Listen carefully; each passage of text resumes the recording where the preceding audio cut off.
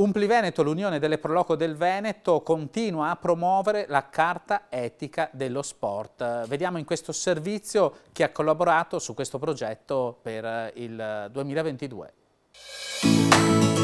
Si è svolta nello stadio Pierluigi Penzo di Venezia la premiazione ufficiale dell'edizione 2022 del concorso Disegna Fumetti la Carta Etica dello Sport Veneto, lanciato da Regione del Veneto in collaborazione con MIUR e Umpliveneto. C'è molto da imparare dai ragazzi perché attraverso i lavori che sono stati fatti sono stati proposti dei messaggi molto profondi che veramente ci aiutano anche a indirizzare le nostre scelte di vita quotidiane e quindi c'è da imparare dai nostri giovani. Grande clima di festa, grande clima anche di solidarietà e di amicizia tra tutti, tra le scuole, tra le associazioni sportive e tra tutti noi. Penso che questi siano i sentimenti più in linea anche con la Carta Etica dello Sport. Una sfida all'ultimo tratto di matita che ha visto ben 168 fumetti realizzati da 41 istituti scolastici e 15 associazioni sportive del Veneto. Focus degli elaborati, i 14 articoli che compongono la Carta Etica dello Sport, il documento frutto della legge regionale del 2015 basato sui principi di solidarietà, rispetto, inclusione e lealtà. Una grande partecipazione di scuole, società sportive, associazioni sportive,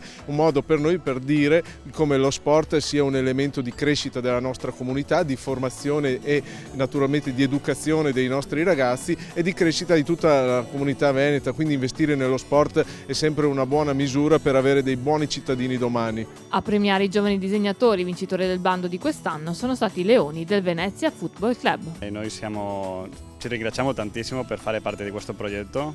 Abbiamo letto tutti i 14 articoli, ci sentiamo pienamente identificati con tutti questi valori che si trasmettono con questa carta. Alla fine il calcio, lo sport è pieno di valori, senza valori non c'è gioco, non c'è comunicazione, non c'è cooperazione.